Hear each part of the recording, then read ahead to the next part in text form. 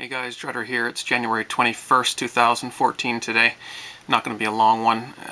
Gold, 85,000 ounces sold so far in January. That's pretty darn good. I haven't compared that with past years yet, but I will be doing that in a future video. Let's look at silver. Yep, just under 4 million.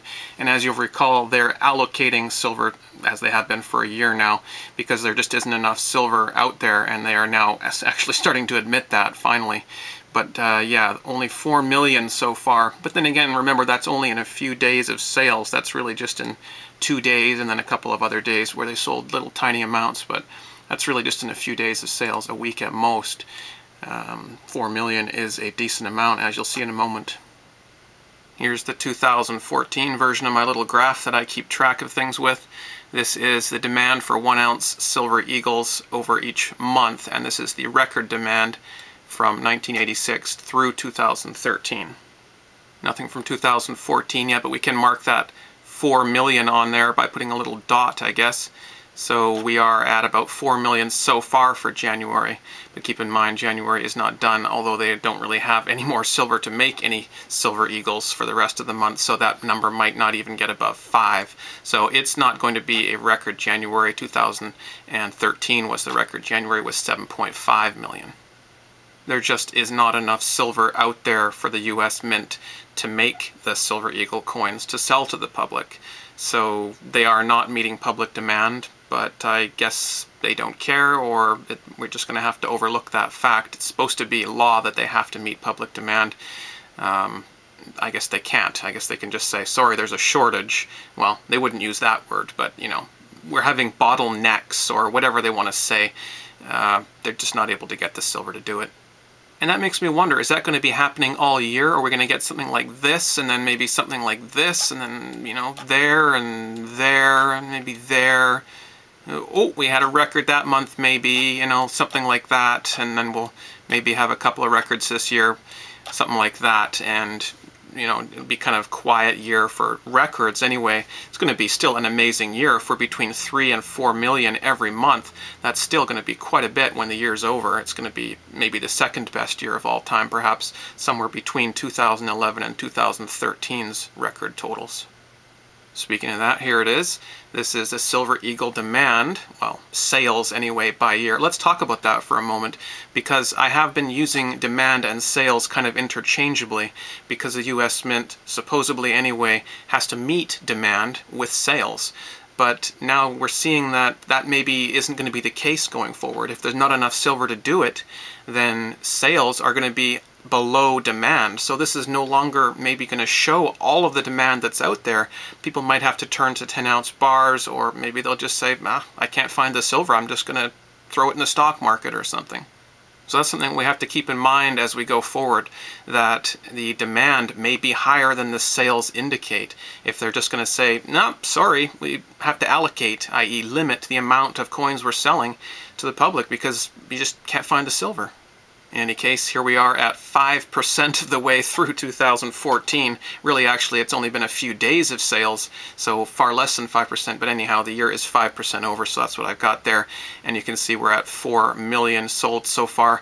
Interestingly, it compares to 2005 fairly well. 2005 had about 8, so we are about halfway to 2005's total amount of coins sold.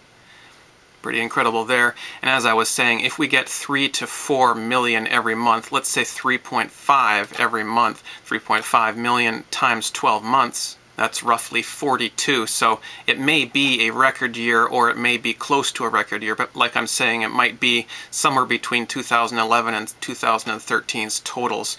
Unfortunately, silver demand is a lot higher. It probably could be far above 50 million, maybe 60, 70, even 100 million if they had the silver to make the coins. The public's just snapping them up as soon as they can put them out there. They've only put out 4 million so far. 4 million have already sold. Hope that gives you a bit of an overview of demand, or at least sales, so far this year.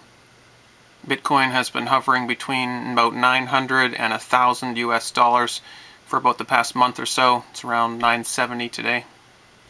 I received a message from someone, and I typed up a response and hit send, and then YouTube told me, you can't contact that person because they are not on your contact list and you're not on their contact list, and they have contact lock enabled. I guess that means that only friends or contacts or whatever can talk to each other. I don't know. I think they're just trying to shut down communication. But anyway, the message is, "Hi Drutter, do you happen to know if Royal Silver Company is still around? The 5 Nines environmentally friendly silver mining company. I asked because I placed an order with them. It was never filled. I can't get responses from them. My account was never charged either. I thought since you bought from them in the past, you might know something about the current state."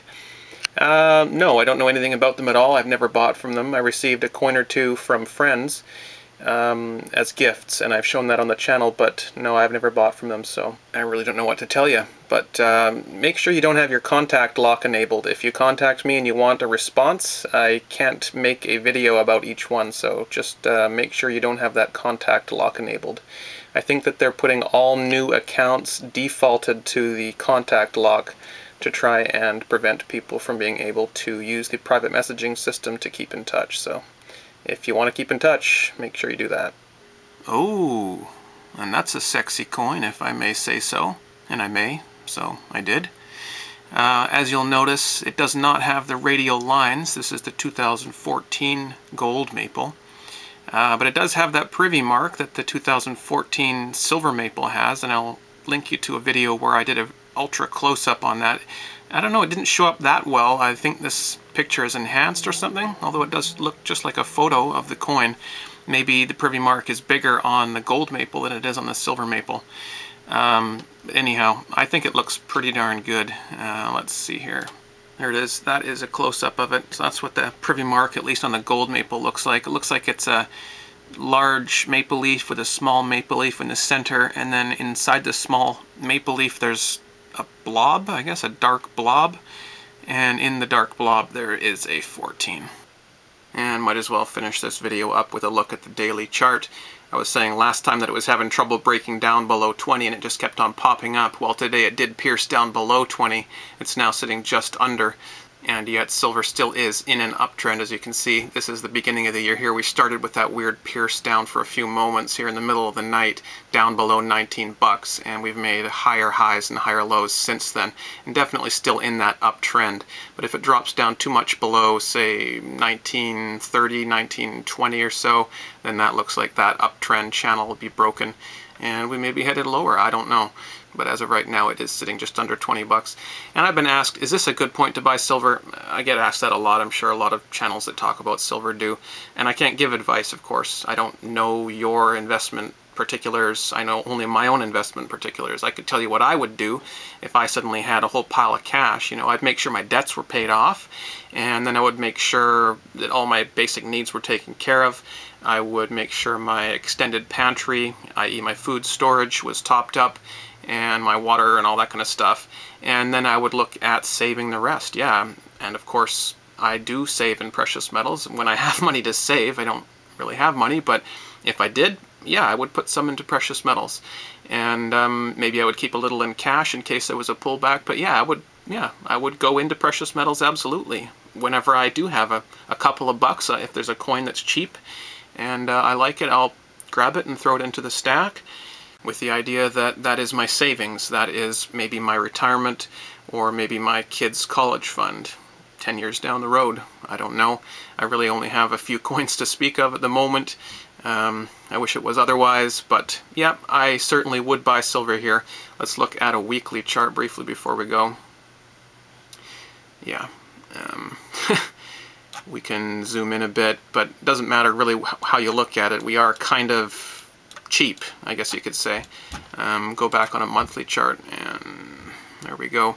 We are sitting at that $20 level, which we originally reached here in 2008, and then pulled back and broke through again, and now we've come back to it a couple of times. So that $20 level, it does feel cheap to me. Can it go lower? Certainly can go lower.